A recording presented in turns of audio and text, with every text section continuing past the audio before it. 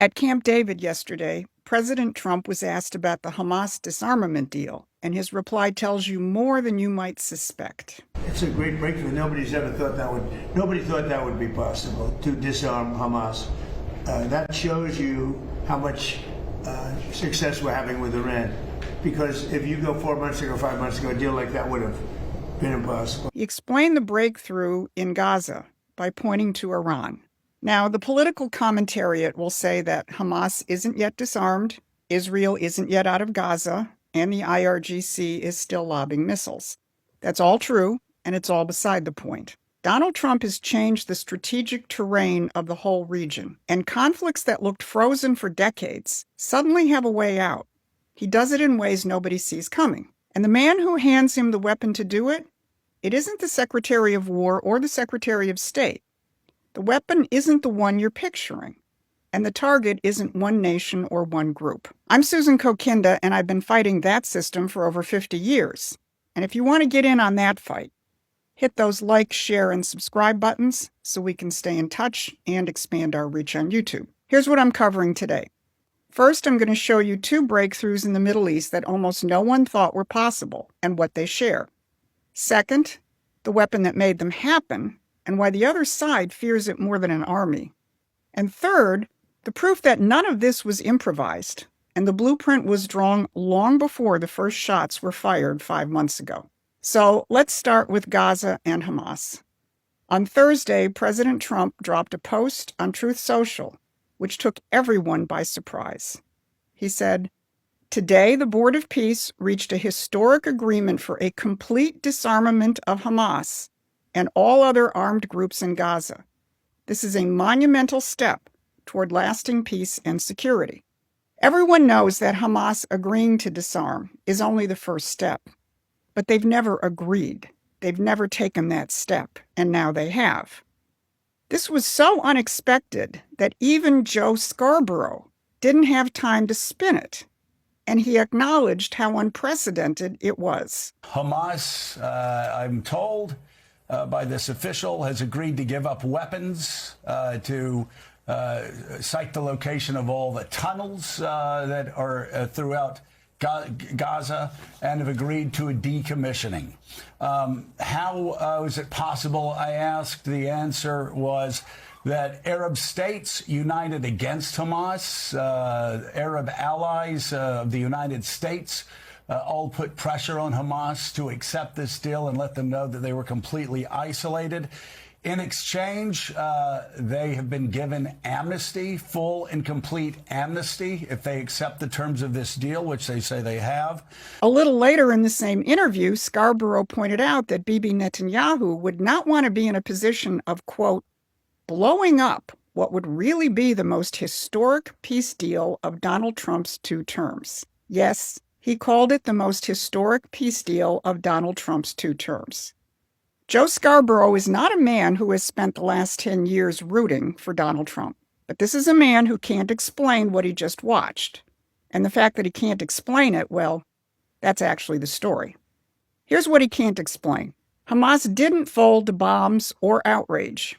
Hamas folded when the checks stopped clearing. The money that has kept it operational, the Iranian pipeline, cash moving through fronts and proxies and cutouts, this has been taken apart piece by piece, not with airstrikes, with instruments most people have never heard of.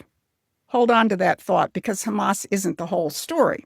As Marco Rubio said yesterday at the Camp David cabinet meeting, the governments of Israel and Lebanon haven't met for 30 years, and now they are talking. How did that happen? Because the Trump administration is drying up the political and economic support for Hezbollah, the force which has kept the conflict going. So what do these 2 theaters have in common, Hamas and Hezbollah? The same money and the same weapons from Iran. But here's the part that matters. It's actually bigger than Iran. But before I get to that, you should check out Promethean Action's free newsletter. We give our subscribers the 40,000-foot view so that they can make sense of this fast-changing strategic picture. The link is in the description. So what has changed to make these breakthroughs possible? On July 27th, a senior administration official told Axios this: Intelligence is picking up that the Iranians are complaining they can't pay their fighters. Why? Because of the financial pressures, because of Treasury, because of what Scott Bessent is doing. The same official said that the regime is in danger of runs on the banks and gasoline shortages.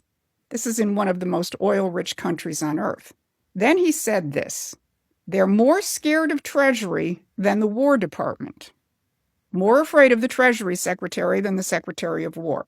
That is the sentence that the whole Iranian cheering section, from the corporate press to the anti-Trump influencers, can't process. So how did a Treasury Secretary do what carrier groups couldn't do alone? For decades, sanctions on Iran were theater. A little pressure here, a little there, never a real threat to the game. A game where imperial control of oil prices depended on keeping the Middle East unstable and the Strait of Hormuz on edge. Peter Navarro calls it the terror premium.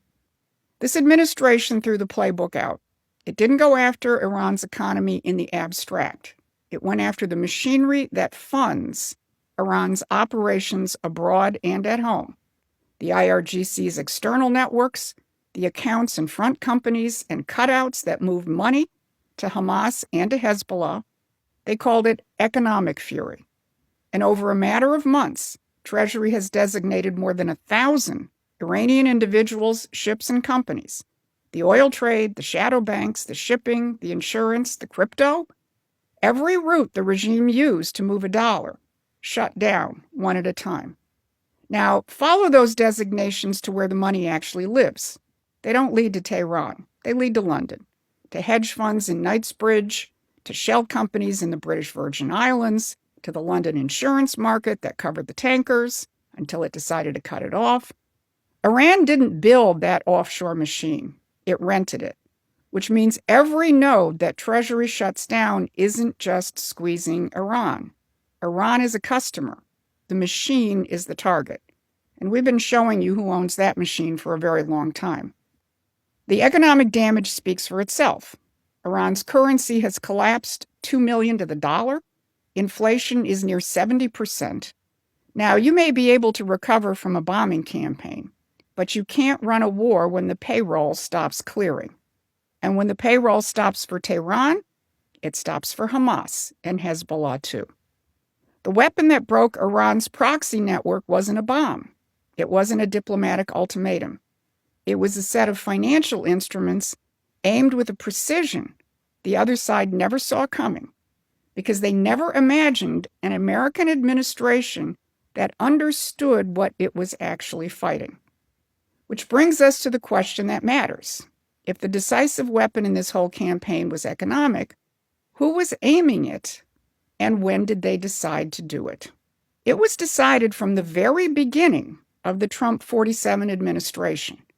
Listen to how Treasury Secretary Scott Bessent answered a question in March 2025. But what's been the most surprising thing for you in this role since you've been in office? The national security aspect. That I would say 40-50% of my day, Treasury does a lot of national security work, whether it's CFIUS in terms of foreigners who want to buy U.S. assets, whether it's sanctions, whether it's OFAC, anti-money laundering. We've just designated the Mexican cartels as foreign terrorist organizations. Mark the date, March 2025. And the first target Bessent mentioned in that interview was the Houthis, Iran's proxy network in Yemen, almost a year before Operation Epic Fury was launched. And look at the tools he lists. Every one of them is financial, and they go after the money. Now, here's what almost everyone misses. Bessent's instruments are deployed to bring down a globalist system and its networks. But this administration didn't just come to tear the old one down. It came to replace it, and it had already laid the foundation. Go back to the president's announcement about the Hamas disarmament agreement.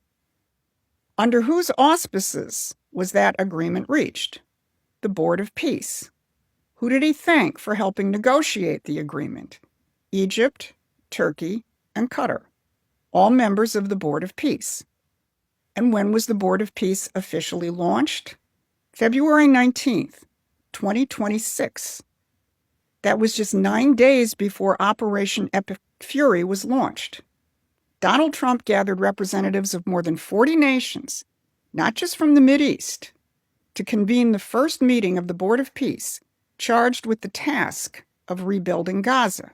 He built the institution first. Then he went to war in its service.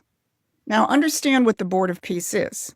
It's an institution of sovereign nations, including many Muslim nations, and not all of them in the Mideast, committed to peace and economic development. This is not a rewarmed UN managing the imperial playbook. And many of those attending the founding conference made that clear. Here's what the head of Kazakhstan said. He captured the essence of it. The world has never seen a move like this. It's absolutely unprecedented because, in essence, peace through construction is a very innovative concept. And the president of Paraguay was even more blunt. He said, "We have lost hope about solving problems for many decades. A system that was broken, a system that was not able to bring solutions. Now we're seeing that, thanks to your leadership, we're solving the issues." A system that was broken, not a system that needed a new chairman or a new negotiating committee, but a broken system. And 9 days before Donald Trump stood up, the institution meant to replace the old one got established. And yesterday, that institution got Hamas to agree to disarm, which is why none of this makes sense if you look at it one battle at a time. It's not Iran, it's not Hamas, it's not Lebanon. It's one war between two systems. One system loots through choke points and shell companies and offshore accounts, all run through the city of London. It builds nothing, and it stands above nations and takes its cut. The other allows and encourages sovereign nations to build and progress, and to discover that when the economic pie grows, they can actually live in peace with each other. That's the American system. So the real war was never the neocons' war or the anti-war crowd's war. It's the imperial system of looting versus sovereign nations committed to building, which is why the decisive figure commands no army and no embassy. That's the real war. Bessent said so in March of last year. The Board of Peace met 9 days before the war. It was all there from the start. You just had to know which war you were watching. That's the war Promethean Action is watching and fighting, and if you want to be a part of it, become a contributor or supporting member, because the fight before us is bigger than they want you to know. This has been your Saturday Wrap. Thanks for watching. Please take a moment and subscribe to our free newsletter at PrometheanAction.com.